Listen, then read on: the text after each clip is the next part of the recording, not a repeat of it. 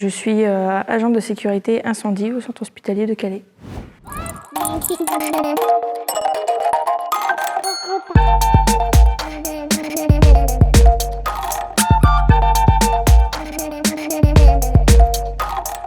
La première mission est l'incendie même, de vérifier tout ce qui est moyens de secours. Donc, ce qui rentre dans les catégories de moyens de secours au niveau du bâtiment, c'est tout ce qui est désenfumage, extincteur et RIA. Les extincteurs sont disponibles à toute personne dans le bâtiment. Ils sont présents dans le bâtiment pour éviter un départ d'incendie. Le RIA, c'est le robinet d'incendie armé, pour dire d'éteindre tout ce qui est gros départ d'incendie, tout ce qui n'est plus maîtrisable suite aux extincteurs. Les personnes qui peuvent l'utiliser sont essentiellement les pompiers et nous-mêmes, contrairement à l'extincteur qui, lui, a la possibilité d'être utilisé par toute personne se trouvant dans le bâtiment.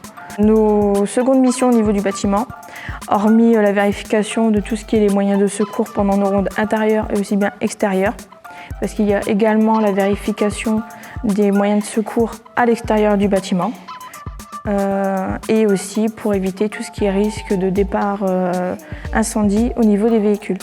Au niveau des appels, on a le PC sécurité. Donc on est là 7 jours sur 7, 24 heures sur 24. Le PC est localisé au niveau de l'entrée principale. À la moindre alarme, nous avons automatiquement le report et nous savons où nous devons aller.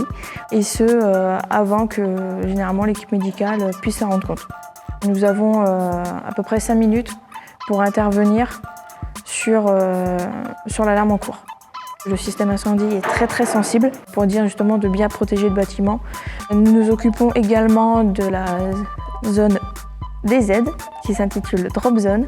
Donc c'est l'hélico du SAMU 59 ou 62. Ils viennent se poser et nous apportons l'équipe médicale ainsi que le patient dans le service et nous ramenons l'équipe en toute sécurité au niveau de la DZ.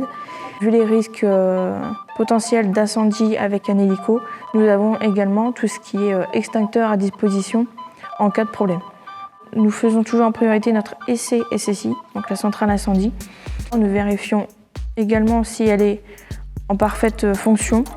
Nous avons les rondes intérieures et extérieures qui se passent tout au long de la journée, à n'importe quel moment. Nous n'avons pas d'horaire fixe.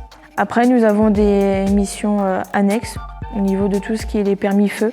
Donc quand il y a des travaux en cours dans l'établissement, des travaux à point chaud, donc tout ce qui est à base de meuleuse où il y a des risques d'étincelles, nous devons effectuer un permis feu avec la société et nous faisons des rondes pendant le permis feu pour vérifier qu'il n'y a aucun risque de départ. Pour faire le métier d'agent de sécurité incendie, pour ma part, j'ai passé un CQP APS qui englobe le diplôme de malveillance, de sécurité incendie SIAP 1 et également le SST qui est le secours au travail et l'habilitation A0B0 qui est une habilitation électrique. J'ai passé la formation sur 6 mois, mais il existe également le bac professionnel de sécurité qui se passe sur 1 an. Après, il est possible d'envisager beaucoup plus haut, mais c'est tout ce qui passe à du BTS ou du master. Au niveau de mon parcours, j'ai fait un bac ST2S qui était logiquement censé partir sur le soin. Je me suis aperçue que ce secteur n'était pas fait pour moi, donc du coup je suis partie dans tout ce qui était le métier de sécurité incendie. Le bac ST2S m'a apporté un plus pour travailler au centre hospitalier de Calais car je sais tout ce qui est les règles mises en place pour protéger en cas de bactéries, de maladies, respecter toujours le protocole de soins des patients. Avant tout la patience, il faut être méticuleux dans son travail, il faut être bienveillant. Ce qu'on peut acquérir, qu'on ne peut peut-être ne pas avoir forcément au tout début, c'est le contact des gens et le travail d'équipe.